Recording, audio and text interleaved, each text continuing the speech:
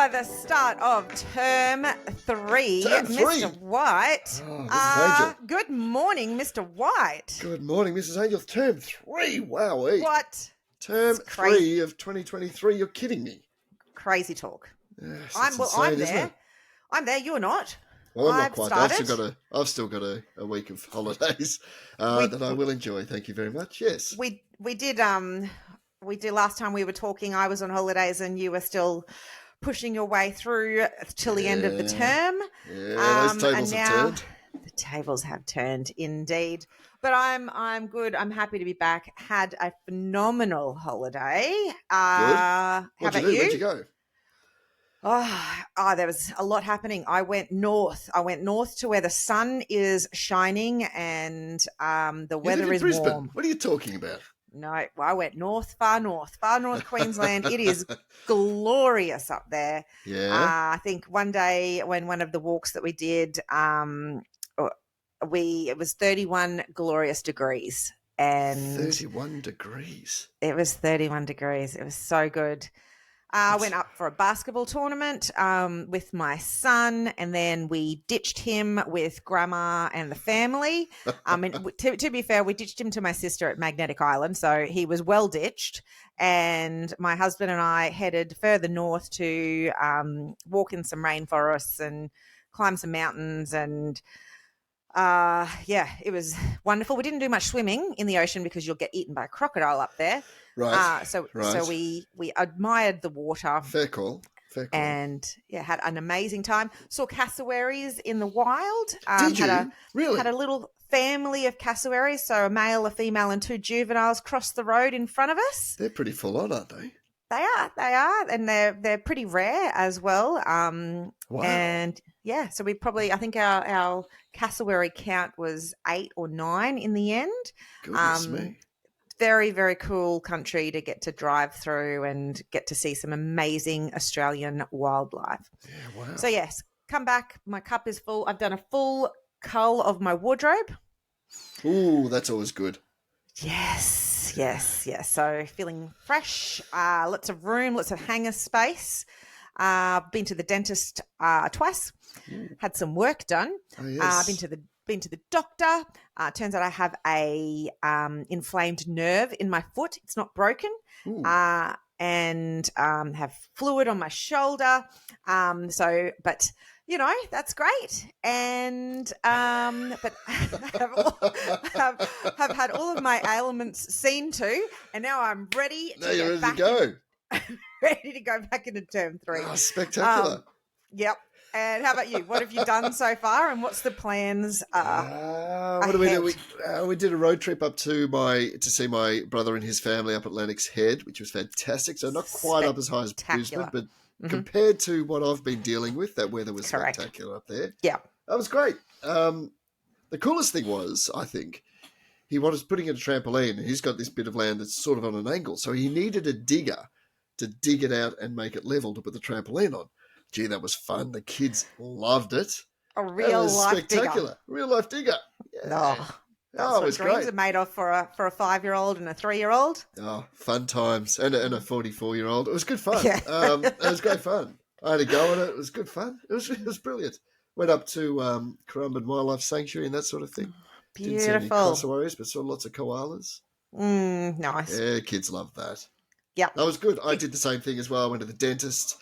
No fluid on my shoulder. I barely have shoulders. I went to the gym today. Did a pump class. I don't have any shoulders. Like I had no weights on my bone. I was trying to pump. There's nothing there. My arm won't go up. I've got no shoulders, so I need to activate the shoulders, I think, a bit more and get more into that. I'm a runner usually, so I don't do much upper body work.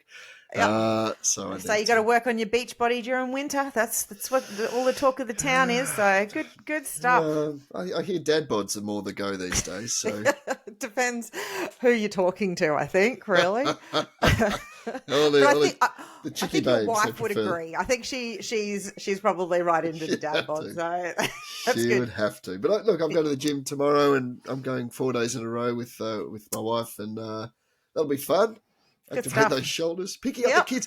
I dropped off and picked up the kids today. It was brilliant because I don't get to do that being a teacher. So now That's I great. have been doing that and loved it. It was great. Yeah. Just get the energy of the school in the morning in primary school, which is, I'm secondary, obviously. So feeling that and seeing the kids' faces light up when I rock up and it's not mum, and not that they're disappointed to see mum, but obviously this is a change. This is something new, something different. Absolutely. Yeah. And it was great. It was good fun. So I'm going to go through my clothes this week as well. There you go. It's on the list. It's good for the soul. Good for the soul. Highly recommend it. Do you think it might cost you a fair bit in the future? Because all these empty hangers need a fill-in, don't they? See, this is the wonderful thing of growing older. That's what I used to think, and now I don't know. I think I need less stuff. I used to need. I feel like I needed more stuff. I don't feel like I need more stuff anymore. Yeah, I reckon I'm happy with the downsize. And really, I probably really only wear 5 shirts in the end. And I've kept well more than 5 shirts. So I should be right. There you go. Yeah. Oh, good. Well, you look fantastically relaxed. It's great to see a teacher on holidays, and I'm happy for you. Yes. Yeah. I'm glad you've got another week. Recovery and preparation time. Yes. Have you done any preparation? No. Excellent. No. Not. But I will. It's on the list. It's on the list. Yeah. I've intentionally been distancing myself from that, but because I was on the road and I didn't want to bring that into that environment. So I will hit that a few times this week, and that's fine. That's good. I'm looking forward to that. Map it out. Yeah. Got some fun things between the gym and the coffee and the pickups, it doesn't feel so much. It doesn't feel like work because it's at your own leisure. Yeah, not that's true. Multitasking. That's true. I've got to squeeze some golf in as well. Gee, I'm so busy. You do. You're so busy. So busy. What about a midday nap? Are you getting any of those in? I had one of them today. That's great. That was great. Here I am feeling bad about making you work at night, but no, that's why you look so well rested. Got home from the gym and I was knackered. So, might just have these shoulders need a rest. Shoulders need a rest. Oh, that's good. That's good. All right. Well, wonderful to be back and great to reconnect with our listeners, all of the teachers. This podcast is all about celebrating you, celebrating this amazing profession and the impact that we have on kids in our classrooms and all around the world. So hello again to the 80 million teachers out there. Not all listening to us at the moment, but will be. Here's a little challenge. If you're listening right now, it is time to tag a friend into this. If every one of our listeners brings on one more listener, then one more listener, you think? So then we're still nowhere near. We're still nowhere near that 80 million. Like I have said before, my maths ain't great. But if everyone listening to this brings in another million people, another million teachers, I reckon we'd have half the teachers in the world covered. Well, there you go. Yeah, that's good. That's good. I think I'm underselling us there because I think we've got some stats, haven't we? We've got some success stories, haven't we? We do. I've got a new country has come on board. New country. A new country. Miguel's not back. No, Miguel must still be on holidays. Unfortunately, come back, Miguel. We miss you. I know we do miss him, but it's wonderful to welcome the Taiwanese community to our listenership.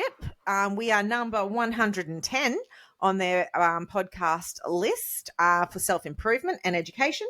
Great. Hello to our Taiwanese listeners. It's a crowded market as well, I believe. The Taiwanese love their self-improvement podcasts. Yes. So that's quite a feather in our cap. I'm happy with that. So. That's great.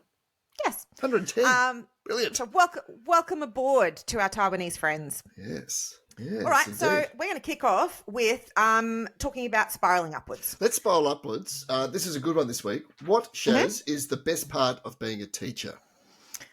Great question for kicking off a new term. Yes, it is. And the alarm went off at 5:15 this morning, and for the first day back, and I felt good. Actually, I was ready to go. There wasn't that doom and gloom feeling, which is great. Good. So a good question as to what are the best parts of being a teacher? All right. Obviously, it's the students getting to interact with these young minds. Yeah. And obviously, one of the best things about being a teacher is the awesome people that we get to work with. My workplace is super fun. I look forward to seeing my friends at work. So they're my colleagues, and your colleagues very quickly become your friends. Yep. Lots of banter, obviously with Jonathan and Jonathan and the like. So definitely, so obviously the kids, getting to interact with them, colleagues, great. But I think that the best thing about being a teacher is knowing how meaningful the work is that I'm doing. How what I'm doing, my job has purpose and meaning, and and it's really important to the world. So I think the best part of being a teacher is that I'm important. And I mean that as it. So COVID was amazing for teachers. COVID was incredibly hard for teachers, but COVID made the world see that teachers are essential workers. Teachers are absolutely critical. Yes. And we're still suffering the effects of COVID, particularly with teachers, with our teacher shortage. But I think that it helped me to really reconnect with how critical the work is that I do. Absolutely. And schools are not bricks and mortar. Yeah. That's the other thing. Schools are not bricks and mortar. Schools are the people. Everything about the school starts and ends with the people, the community. Yeah. Absolutely. Yep. What about you? What are the best parts of being a teacher from your perspective? Look, there are lots. The big ones you've ticked off. In fact, at the gym today, I started talking to the person who took the session because I hadn't met her before, and she was saying she's going back to school next week. So she teaches at university in education. She teaches teachers. And I just had a chat to her, and she said that she used to be in the classroom, and now that she's teaching teachers, she doesn't get that interaction with the students anymore. And that's what she misses. Yeah. That's something she misses. And that's something that I'm quite cognizant that I enjoy. That's something that I know that I'm enjoying. And I've toyed with the idea of going into academia and that sort of thing, but I don't want to leave the classroom, and I just can't see myself. I think I could do good things there, but I just like being in the classroom with the students. So sorry to use the same answer as you, but it is the students. It's kids. And it is it's the kids. Not, sometimes they really do anger you and upset you, but at the end of the day, that's the relationships that you build, and it's fun. Yeah, it's fun in the classroom. It's challenging, but it's so rewarding, and it is enjoyable along the way. Yeah, look, I'll go an extra step, and I'll give an answer that you haven't. I'd say it's been equally balanced of ticking boxes, but also the ability to be creative in how you demonstrate and do things. I really like that idea. Like I'm lucky I work at a school where I'm given a fair bit of freedom, particularly in some areas, to do, to meet the goals. And I can sort of get there, navigate my way there as best suits me and my class. And I love the freedom of that. I think that's scary for a lot of early teachers. I can see that, absolutely. Yeah. But I really embrace the creativity that's demanded to do that. It's fun. Because you come up with a little exercise, and then you're energized for the class. You're really looking forward to it, and sometimes it works. Gonna give this a go, guys. Come on a journey with me. Let's have a crack of this. Yeah. And what about also? It's never no days the same. Oh, no. It's not a boring profession. It's like, here we go, just another day, another dollar, just on the factory line, and it's never boring. Absolutely never boring. Even looking at the timetable, we work on a 2-week timetable. Like this, every second Tuesday is not the same. Like, because things happen. There's an extended assembly or something, and things happen. Everything's the timetable might be relatively similar, but no way are 2 days ever the same. Yeah. No, that's pretty cool. Awesome. Love it. Love our listeners to have a think about what are the best parts of being a teacher. Really good to be, we know that gratitude is really great for your mental health. And so you've chosen this profession, be really proud of it, and focus on those bits that fill your cup. Because that's what spiraling upwards is all about. If we focus on the bits that are hard and difficult, then we start to spiral downwards, which is not good for your mental health, not good for not just you'll end up surviving a term, and we want you to be thriving throughout the term is the idea. And teachers deserve to thrive. Absolutely. For most people, they're going to be focusing on the negative anyway. And let's not do that. Let's be conscious of focusing on, what are the great things about this great profession that you enjoy? Love it. Yeah. All right, sir. We have a magic moment now to get into. This is a great one. I've been doing a little bit of research and reading over the holidays and have come across some absolute cracker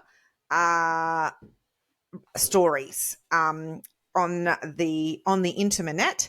So I want to share one with you now. Great. So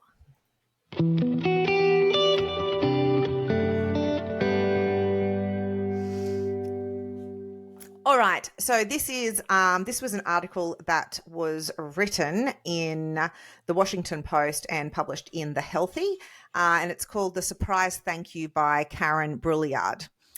So this is what it is about. Rarely do teachers know whether they make lasting impressions on students, and finding out they did can be one of the most profound rewards of all. I know because it happened to my mother, a retired teacher, when she turned on NPR one morning. So NPR is a news station.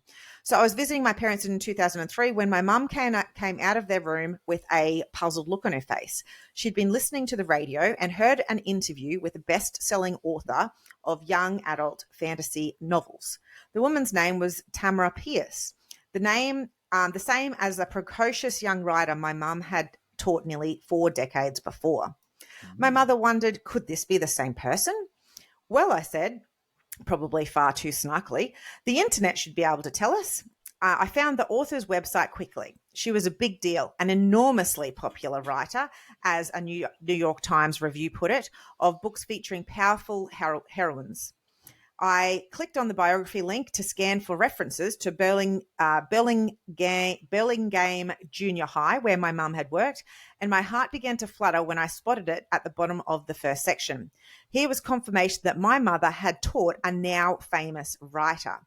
But my eyes came to a standstill reading the next paragraph, in which Pierce described writing her first fiction as a 6th grader.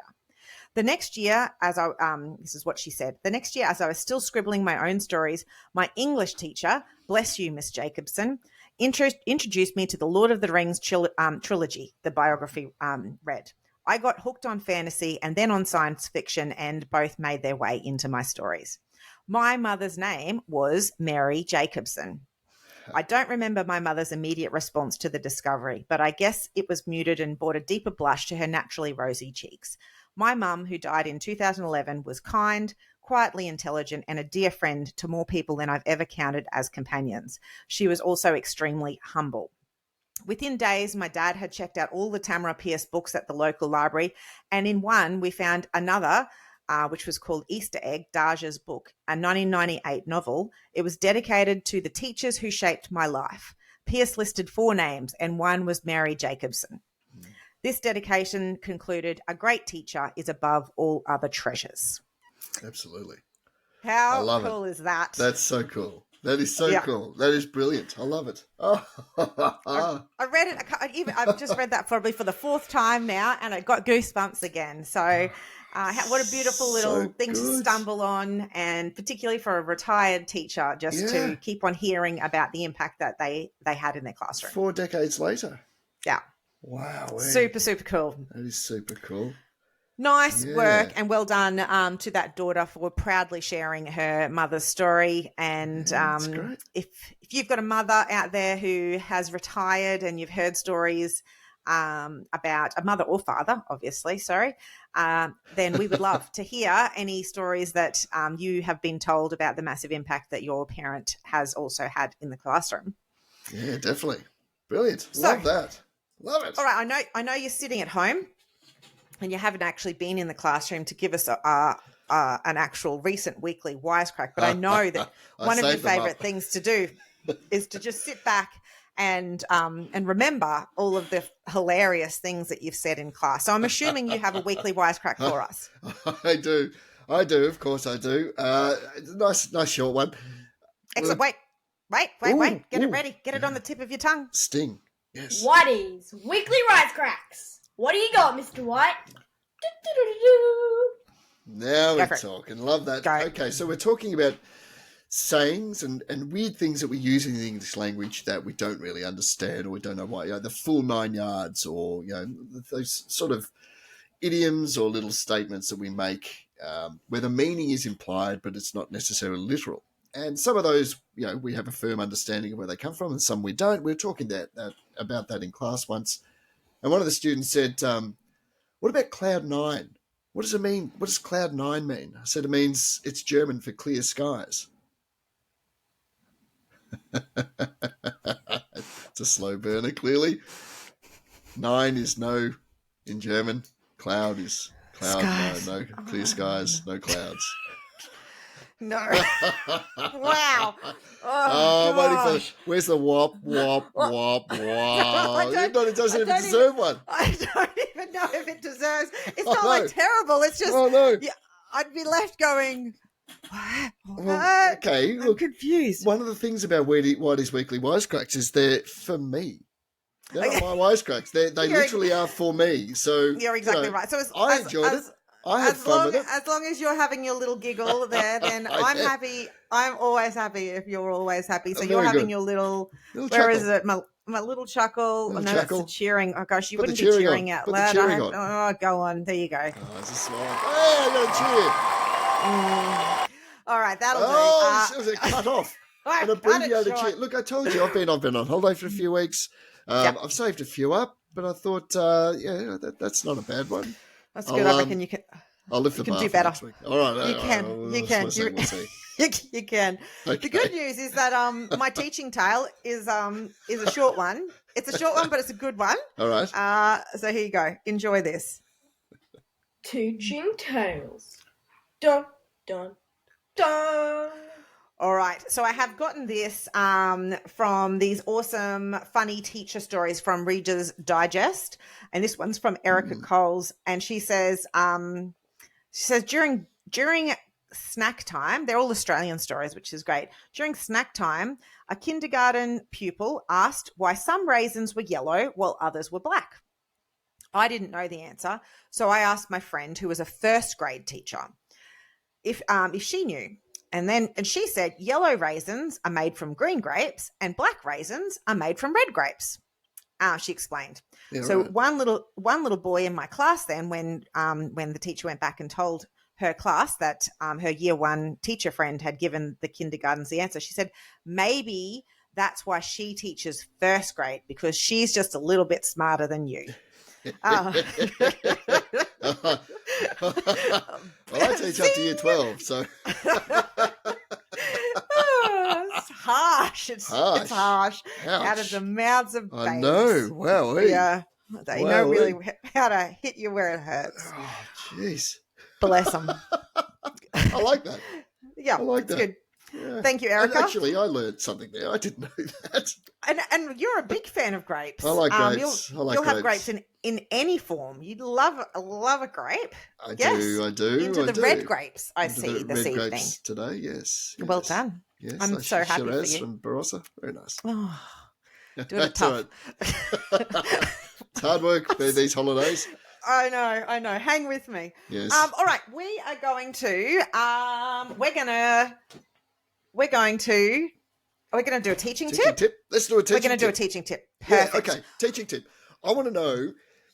So teachers, obviously, we've got a lot of stuff that we need to do, a lot of boxes to tick, a lot of people to answer and respond to. What are your time-saving tips? How do you save time? How do you make sure you're as efficient as possible so you can be the awesome teacher that you are? Great question. Good to get organised at the start of the term so that we can make sure that we have as much time doing the things we love during the term.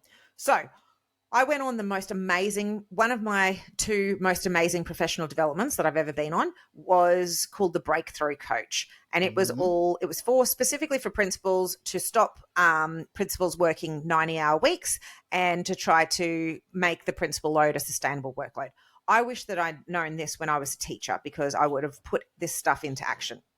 So with the Breakthrough Coach is it's about you being really accountable for your time. So it is about actually knowing where every minute of the time that you spend when you walk through the gates of the school until you walk out is where that's going. Because really, I love working with my colleagues. They're fantastic. But you know what I love more? Not being at work and, out walking my dog, hanging out with my kid, sitting on my back patio, drinking wine, walking in rainforests. That's actually what I really, really like doing. Yes. So I want to spend as much time at home as I can. So I need to be as efficient as I can at work. Yes. So I know, so my day is broken up into 15-minute increments. I know what every 15-minute increment that I do from the moment I walk into work until I walk out of work, I know that time is planned. So I use my calendar to within an inch of its life. So just a Google Calendar or Outlook. And so if I was a teacher, I would have all of my teacher classes scheduled in there. I know when my spares are. I know when my duties are. And I then have my my job lists. I use a thing called the Eisenhower matrix, and you prioritize your workload into things that are urgent and that you need to do critically today. There's then the things that are non-urgent that they do need to be done, but they don't have to be done today. So I can schedule that work. I look at things that I can delegate out. So is there something that where I can share work with somebody else? I could use somebody else's resource. Or for me, I might be able to get admin to do something for me. And then there's the things that I just need to delete. I'm not going to do that, but I'm going to make a conscious effort rather than having it hanging over my head. Actually, that's not something that I'm going to do. So things I need to do immediately today, things I need to schedule, things I can delegate, and things I will delete. And then in my calendar, I have in my 15-minute increments, I've got time booked out for my to-do list, and I have to do my urgent today things first. And then scheduled into that upcoming week, I will have chunks of time where I will put in my scheduled the scheduled work that I don't have to get done today, but I have to do before a certain deadline. Yes, right. Yes. So scheduling out your time, using your time really efficiently at work. And so even with that, then I know that my mornings, it's scheduled time where I'm going to have a coffee with people. I'm going to hang out with people in the morning. So it's scheduled. That I don't let that go on forever. I know that the mornings is when I want to hang out with people and catch up and have a chat, and it's in my calendar. It doesn't overtake my calendar, so that then I end up at work 2 hours later than I had planned. Yes, very important to schedule that in. That's great. So time saving really does come down to time management, doesn't it? It is, absolutely. Yeah. Well, for me, it does. But I'm very interested. What is your time saving tip? So sort of similar. Like what I do is when I get to work first or at school, the first thing I do, I get there quite early. I'm usually one of the first in. So I've got a coffee with me and I sit down and look at my email, and we've now got Teams. So I look at my Teams feed. Yep. And I categorize things into 5 minutes, 20 minutes longer. Oh, and so good. jobs that can be done in 5 minutes. So it does require a bit of filtration time to actually categorize each of the activities you've got. Yeah. So 5 minutes, 15 minutes and longer. And I look at my schedule, my timetable for the day, look at the spares I've got, check the extras, make sure I don't have an extra, so that blows out of the water. But that's really helped me. It does require a bit of being, a bit of prep work, being switched on early. Yeah. But it really does help me get stuff done. And something you've budgeted for 15 minutes might only take 10. You got 5 minutes, then you might choose another 5 minute from the 5 minute pile, or go for a walk. Go break it up, do something. I prefer the idea of scheduling going for a walk or scheduling that to make sure you're definitely doing it. But it works for me because I tend to be pessimistic in how much time it's going to take. I'm actually much quicker at things than I think I am. Yeah. Which is good. So that means that, I've got a long period of time to go, hey, I'll finish this early, 15 minutes. Do you want to duck down and get a coffee with me? So nice. I can squeeze those things in. I don't feel the need to schedule those things at the moment. But if I were really under the pump all the time, I want to make time to go for a walk, to get outside of the office, to go and do something different. But that's what I do. I categorize my time. Yeah, that's great. Jobs. And I feel like that would help because I definitely didn't do that as an early career teacher. No.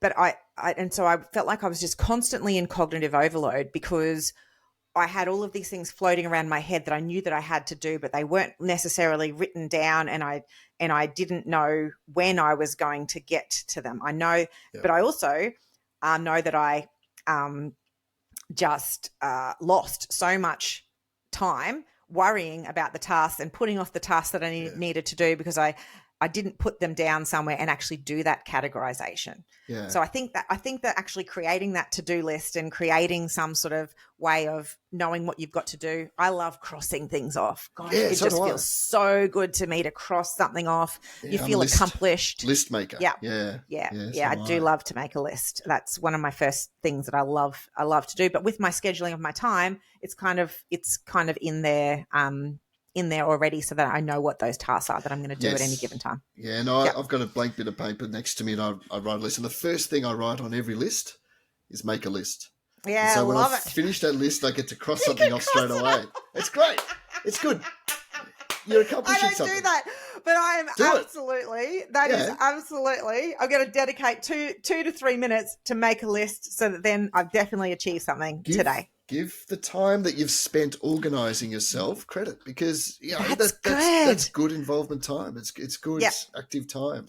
It's time-saving time. It's good. I love it. Yeah. Good stuff. Great tips. Life-changing stuff, I would say, actually. Yes. Absolutely. I mean, I don't want to make a big deal out of it, but I do think that it's Hey, you can take these outside of the profession as well. This works in any walk of life. Absolutely. It does. Exactly. All right, my friend, we are coming to the end. We've already talked about our Taiwanese listeners, which is absolutely fantastic. Yeah. Let's see if we can switch on your recovery and preparation addled brain. Can you remind listeners how they can get involved? Absolutely. We are available on the TikTok. We are available on Teachers Change Lives podcast at gmail.com. Oh, my goodness. Yes, indeed. You like that? Yeah, I do. Yes. And they're the two that are we're all good. All good socials. We're on Facebook. Obviously. The face space, exactly. I mean, and obviously the gram. Space. Yeah, in the face space. Those really elderly people, they would remember the MySpace. I like to just mesh those together and just push them together. It is. And I never had it either because I wasn't cool back then either. Nor was I. I'm comfortable with that. What else can we get how else can people get in touch with us? Yeah, they're the best ways. Find us on Facebook. We're going to have some extra content up there. We are planning on doing some community service announcements. We have come across some lingo that you might find that is being used in your the classrooms of your students, and we're going to do some public service announcements in the future just to let you know what the kids are saying when they say certain things. We're going to break it down for you and help you to be understanding what the kids are saying. Because we're so down with all that stuff. Wiggity whack. For real. Totes. Yeah, for real. Totes. Yes. Totes emotion. So stay tuned. You would definitely want to be on the TikTok and the Facebook if you are wanting to catch up with any of that extra content. Send through teaching tales, magic moments, even your wisecrack. Just get in touch with us. Leave us a review. We'd love to hear from you. We would absolutely love to hear from everyone. If you've got somebody who would be great to interview on the podcast as well, send us through their name and details so we can get in contact with them and so we can share some. Yeah, absolutely. Most definitely if it's you. If you're going, I've got some cracker stories to tell. Yeah. Reach out. We want to hear from you. So we can tell your story. Yeah. All right. Mr. White, Mrs. that wine isn't going to drink itself. So you need to head off and prepare, maybe go and stretch or something would be a good idea. Oh, I'm going to be sore tomorrow. You are going to be... You're not even going to be able to brush your teeth. We're doing is it combat ops? Special ops. We're doing special ops class tomorrow. Oh my goodness. I'm in trouble. Can't wait to I already don't want to. Wednesday's going to hurt. Wednesday's core. And I don't have a core. And then Thursday we're doing pump again. What I did today. My goodness. So then you've got to be able to lift your hands above my non-existent shoulders. Oh, well, you're going to be looking fantastic. Absolutely fantastic by the end of this week, Mr. White. We'll see. All right. Well, fabulous to catch up. Pleasure as enjoy always. the last of your recovery. Welcome back to the term for all of my Queensland friends. Yes. And we will catch up with everybody next week. Thanks, everyone. See you. See ya. Bye. Bye.